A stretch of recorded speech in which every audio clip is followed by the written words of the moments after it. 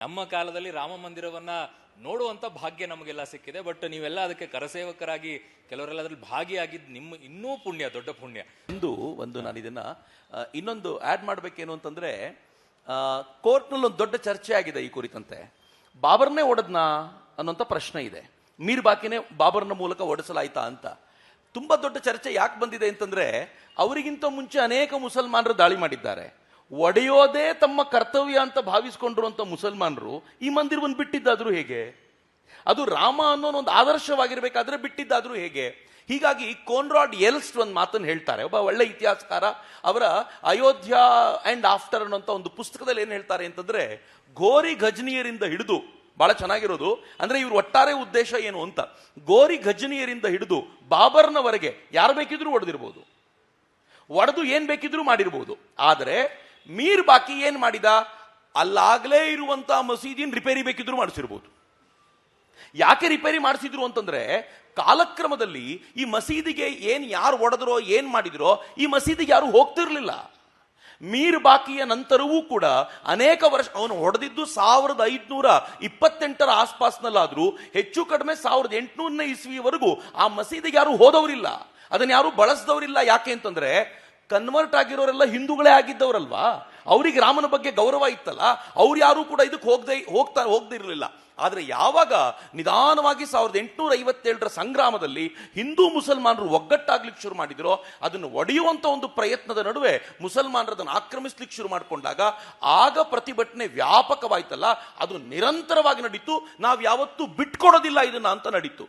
1934 ಒಂದು ಘಟನೆ ನಡೆಯುತ್ತೆ. ನಾನು ಈಗ ಬರೋಕ್ಕಿಂತ ಮುಂಚೆ ಅದನ್ನು ಹೇಳಲೇಬೇಕು ಅಂತ. ಬೈರಾಗಿಗಳ ಹೋರಾಟ ನಡೆಯುತ್ತೆ. ಬೈರಾಗಿಗಳು ಅಯೋಧ್ಯೆಗೆ ಬರ್ತಾರೆ. ಆ ಅಯೋಧ್ಯೆಯಲ್ಲಿರುವಂತ ರಾಮನ ಬೈರಾಗಿಗಳು ಅಂತಂದ್ರೆ ವೈಷ್ಣವ ಸಂತರು. ರಾಮ ಅಂದ್ರೆ ಅತ್ಯಂತ ಬಹಳ ಆಪ್ತನ, ಅವರಿಗೆ ಅತ್ಯಂತ ಪ್ರಿಯ ದೇವರು. ಅಲ್ಲಿಗೆ ಹೋಗಿ ನೋಡ್ತಾರೆ, ಅಲ್ಲಿ ದನ ಕಡಿಯೋದನ್ನ ನೋಡ್ತಾರೆ, ಅಲ್ಲಿ ನಮಾಜ್ ನಡೀತಾ ಇರೋದನ್ನ ನೋಡ್ತಾರೆ. ತಡಲಿಕ್ಕಾಗೋದಿಲ್ಲ ಅವ್ರಿಗೆ. ಇಡೀ ಅಯೋಧ್ಯೆ ಜನರನ್ನು ಎಬ್ಬಿಸ್ತಾರೆ, ಹೇಳಿ ಮೇಲೆ ನೀವೇನ್ ಮಾಡ್ತಿದ್ದೀರಾ ಅಂತ. ಮರುದಿನ ಎಂತ ದೊಡ್ಡ ದಾಳಿ ನಡೆಯುತ್ತೆ ಅಂತಂದ್ರೆ, ಒಂದು ಅಂದಾಜಿನ ಪ್ರಕಾರ ಆ ದಾಳಿಯ ನಂತರ ಆ ಕಟ್ಟಡದ ಒಂದು ಗೋಡೆಯನ್ನು ಉರುಳಿಸ್ತಾರೆ ಇವರು. ಮೊದಲನೇ ಕಾರಸೇವೆ ಆಗ್ಲೇ ನಡೆದು ಬಿಟ್ಟಿದೆ. ನಿಹಾಂಗರ ನಂತರ ಎರಡನೇ ಕಾರಸೇವೆ ಬಹುಶಃ ಅದಕ್ಕಿಂತಲೂ ಮಧ್ಯೆ ಅನೇಕ ನಡೆದಿರಬಹುದು. ಆದ್ರೆ ಆ ಕಾರಸೇವೆಯಲ್ಲಿ ಆ ಕಟ್ಟಡವನ್ನ ಒಂದು ಗೋಡೆಯನ್ನು ಉರುಳಿಸಿದ್ರಲ್ಲ, ಉರುಳಿಸಿದ ನಂತರ ಅವರೆಲ್ಲರ ಮೇಲೆ FIR ಲಾಡ್ಜ್ ಆಗುತ್ತೆ. 85,000 ರೂಪಾಯಿ ದಂಡ ಹಾಕ್ತಾರೆ ಅವರಿಗೆ.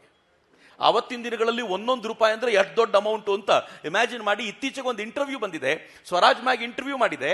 ಆ ಪರಿವಾರದ ಇವತ್ತಿನ ಪೀಳಿಗೆಯ ಹುಡುಗ ಹೇಳ್ತಾನೆ, ನನ್ನ ಮನೆಯವರಿಗೆ ಅವತ್ತು 11 ರೂಪಾಯೋ 21 ರೂಪಾಯೋ ದಂಡ ಹಾಕಿದ್ರು. 1 ರೂಪಾಯಿ ಅಂದ್ರೆ 11,011 ರೂಪಾಯಿ ಲೆಕ್ಕಕ್ಕೆ, ಇವತ್ತಿನ ಲೆಕ್ಕಕ್ಕೆ ಅವತ್ತು 21 ರೂಪಾಯಿ ಕಟ್ಟಬೇಕು ಅಂತಂದ್ರೆ ಎಷ್ಟು ದೊಡ್ಡ ಅಮೌಂಟು. ನಮ್ಮವರೆಲ್ಲ ಪ್ರಾಣ ಕಳ್ಕೊಳ್ಳೋ ಸ್ಥಿತಿ ಬಂದಿತ್ತು. ಆದ್ರೆ ಯಾವುದೋ ಒಂದು ಹೆಣ್ಮಗಳು ಬಂದು ಅಷ್ಟೂ ದಂಡವನ್ನ ಕಟ್ಟಿ ಇವರೆಲ್ಲರನ್ನು ಬಿಡುಗಡೆ ಮಾಡಿಸಿದ್ಲು ಅಂತ ಕೂಡ ಅನೇಕ ಕಡೆಗಳಲ್ಲಿ ಉಲ್ಲೇಖ ಬರುತ್ತೆ. ಇವೆಲ್ಲವನ್ನು ನೋಡುವಾಗ ಹೋರಾಟ ಬಹಳ ತೀವ್ರವಾಗಿತ್ತದು ಅಂತ. ಆ ಹೋರಾಟಕ್ಕೆ ಇನ್ನೂ ಒಂದು ಸಣ್ಣದು ಹೇಳ್ಬೋದು ಅಂತಂದ್ರೆ, ನಾವು ಇಷ್ಟು ವರ್ಷಗಳ 495 ವರ್ಷಗಳ 491 ವರ್ಷವ ಅಂತ ಕೇಳಿದ್ರೆ, 491 ವರ್ಷಕ್ಕೆ ರಿಸಲ್ಟ್ ಬಂದಿದೆ. ನಾವು ರಾಮ ಮಂದಿರದ್ದೇ ಈ ಜಾಗ ಅಂತ 91ನೇ ವರ್ಷಕ್ಕೆ ರಿಸಲ್ಟ್ ಬಂದಿದೆ. ಈಗ 95ನೇ ವರ್ಷದಲ್ಲಿ ಇದ್ದೀವಿ.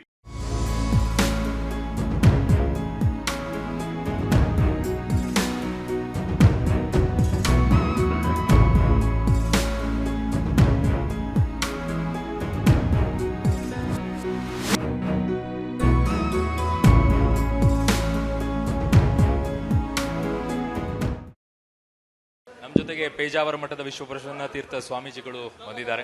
ಅವರು ಶ್ರೀರಾಮ ಜನ್ಮಭೂಮಿ ಶ್ರೀ ಕ್ಷೇತ್ರದ ಟ್ರಸ್ಟಿ ಕೂಡ. ಗುರುಗಳೇ ನಮಸ್ತೆ, ಕಾರ್ಯಕ್ರಮಕ್ಕೆ ನಿಮಗೆ ನಮ್ಮ ಸ್ವಾಗತ. ಗುರುಗಳೇ, ನಮಗೆ ಇಷ್ಟೊತ್ತನ ನಾವು ಎಲ್ಲವೂ ಕೂಡ ಮೆಲುಕು ಹಾಕ್ತಾ ಇದ್ವಿ. ರಾಮ ಜನ್ಮಭೂಮಿ ಹೇಗಾಯ್ತು ಮತ್ತೆ ಯಾವ ರೀತಿಯಾಗಾಯ್ತು, ಕರಸೇವಕರ ಸೇವೆ ಹೇಗಿತ್ತು ಅದಕ್ಕೆ ಅಂತ ಹೇಳಿ. ಇದರಲ್ಲಿ ಮುಖ್ಯವಾಗಿ ದೊಡ್ಡವರು ಪೇಜಾವರ ಶ್ರೀಗಳನ್ನು ನಾವು ಬಹಳ ನೆನಪು ಮಾಡ್ಕೊಳ್ಳೇಬೇಕು.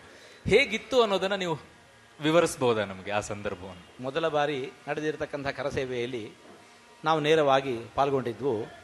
ಎರಡನೇ ಬಾರಿ ಕರಸೇವೆ ನಾವು ಹೋಗೋದಾಗಿಲ್ಲ. ನಮ್ಮ ಉಡುಪಿಯಿಂದ ಎಲ್ಲ ಶ್ರೀಗಳು ಕೂಡ ಹೊರಟಿದ್ರು. ಹಾಗಾಗಿ ಅಲ್ಲಿ ಕೃಷ್ಣದೇವರ ಪೂಜೆಯ ವ್ಯವಸ್ಥೆ ನಿಮಿತ್ತ ನಾವಲ್ಲಿ ಉಳ್ಕೊಂಡಿದ್ವಿ. ಹಾಗಾಗಿ ಎಲ್ಲರನ್ನು ಕೂಡ ಉಳಿದವರನ್ನೆಲ್ಲರೂ ಕೂಡ ಕಳಿಸಿದ್ವಿ. ಮೊದಲನೇ ಬಾರಿಗೆ ಹೋಗುವಾಗಲೂ ಎಲ್ಲ ಮಠಾಧೀಶರು ಕೂಡ ಹೊರಟಿದ್ರು. ನಾವು ಹೈದರಾಬಾದಿಂದ, ಉಡುಪಿಯಿಂದ ಹೈದರಾಬಾದಿಗೆ ಬಂದು ಹೈದರಾಬಾದಿಂದ ಮುಂದೆ ಯಾತ್ರೆ ತಗೊಂಡಿದ್ವಿ. ಅಲ್ಲಿ ಪ್ರತಾಪಗಢ, ಇನ್ನು 3-4 ಕಡೆ ಅಲ್ಲಲ್ಲಿ ಅರೆಸ್ಟ್ ಆಗೋದು. ಗುರುಗಳು ನಮ್ಮಲ್ಲಿ ಸುಮಾರು 8-9 ಮಂದಿ ಗುರುಗಳು ಇದ್ದರು. ಹೋದಲ್ಲೆಲ್ಲ ಅಲ್ಲಲ್ಲೇ ಪೂಜೆ ಪುನಸ್ಕಾರಗಳನ್ನು ಮಾಡಿಕೊಂಡು ಫರೂಖಾಬಾದು ಅಲ್ಲಿ ಅರೆಸ್ಟ್ ಆಗಿತ್ತು. ಇನ್ನು ಪ್ರತಾಪಗಢದಲ್ಲಿ ಹೀಗೆ ಅಲ್ಲಲ್ಲಿ ಹಾಕ್ಕೊಂಡು ಹೋಗ್ತಾ ಇದ್ವಿ. ಫರೂಖಾಬಾದಲ್ಲಿ ಅಲ್ಲಿ ಒಂದು ದೊಡ್ಡ ಸ್ಕೂಲು, ಆ ಸ್ಕೂಲ್ ಒಳಗೆ ಇದ್ವಿ. ಅಲ್ಲಿ ಸಾವಿರಾರು ಮಂದಿ ಆ ಸ್ಕೂಲ್ ಗ್ರೌಂಡಲ್ಲಿ ಹೀಗೆ ಅರೆಸ್ಟ್ ಆದವರೆಲ್ಲ ಇದ್ದರು. ಒಂದು ವಾರ ತನಕ ಪ್ರಾಯಶಃ ಅಲ್ಲೇ ಇದ್ವಿ. ಅದೇನು ದೊಡ್ಡ ಒಂದು ಮಂದಿರವೇ ಆಗಿ ಹೋಯಿತು. ಆ ಸ್ಕೂಲು ಒಂದು ಮಂದಿರವೇ ಆಗಿ ಹೋಯಿತು. ನಿತ್ಯ ಪೂಜೆ, ಉತ್ಸವ, ಭಜನೆ, ಸಂಕೀರ್ತನೆ ಬಹಳ ದೊಡ್ಡ ಉತ್ಸವವೇ ಆಗಿ ಹೋಯಿತು. ಈ ರೀತಿ ಕೊನೆಯಲ್ಲಿ ಅಲ್ಲಿ ಗುಂಡೆ ಹಾರಾಟ ಎಲ್ಲ ನಡೆಯಿತು. ಅದರಿಂದಾಗಿ ನಾವೆಲ್ಲ ಉಪವಾಸ ಕೂತದ್ದಾಯಿತು ಅಲ್ಲಿ. ಆಮೇಲೆ ಅಲ್ಲಿಂದ ಗುರುಗಳು ಪುನಃ ಮುಂದೆ ಹೋದರು. ನಾವು ಮತ್ತೆ ಮರಳಿ ಊರಿಗೆ ಬಂದು. ಯಾರನ್ನ ಈ ಸಂದರ್ಭದಲ್ಲಿ ಅತ್ಯಂತ ನೆನಪು ಮಾಡಿಕೊಳ್ಳುವಂಥದ್ದು ಗುರುಗಳೇ? ಹೆಸರುಗಳು ಮಾತ್ರ ತುಂಬಾ ಆಗತ್ತೆ. ಮುಖ್ಯವಾಗಿ ಅಯೋಧ್ಯೆ ಅಂದ್ರೆ ಹೆಸರು ಬರೋದು ರಾಮನನ್ನ ಹೊರತುಪಡಿಸಿ ಹನುಮಂತ ನಮಗೆ ಕಾಣ್ತಾ ಇದ್ದಾನೆ.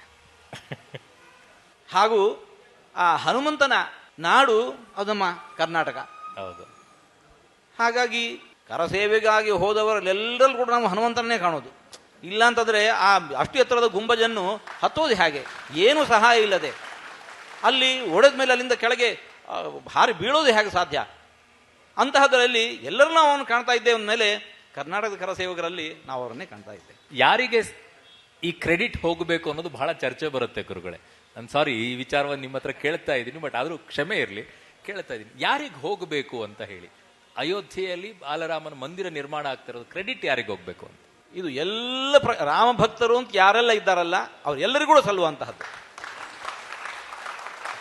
ಯಾರೋ ಒಬ್ಬರಿಂದ ಆಗಿರುವಂತಹದ್ದಲ್ಲ, ಎಲ್ಲರೂ ಕೈ ಜೋಡಿಸಿರುವಂಥದ್ದು. ಕೆಲವು ಸ್ವಲ್ಪ ಹೆಚ್ಚು ಕಡಿಮೆ ಇದ್ದಿರಬಹುದು, ಆದರೆ ಎಲ್ಲರ ರಾಮ ಭಕ್ತಿ ಅದು. ಮತ್ತೆ ನಾವು ಹೇಳ್ತಾ ಇರೋದು ಇವತ್ತಿನವರಿಗೆ ಮಾತ್ರ ಅಲ್ಲ ಈ ಕ್ರೆಡಿಟ್ ಸಲ್ಲಬೇಕಾದದ್ದು.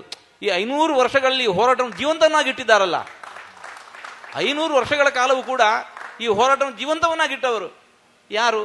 ಆವಾಗ ಏನು ಪಕ್ಷ ಇತ್ತು, ಯಾವ ಸಂಘ ಇತ್ತು, ಯಾವ ಸಂಘಟನೆ ಇತ್ತು? ಇದ್ದದ್ದು ಒಂದೇ ನಮ್ಮ ಸಂಸ್ಕೃತಿ.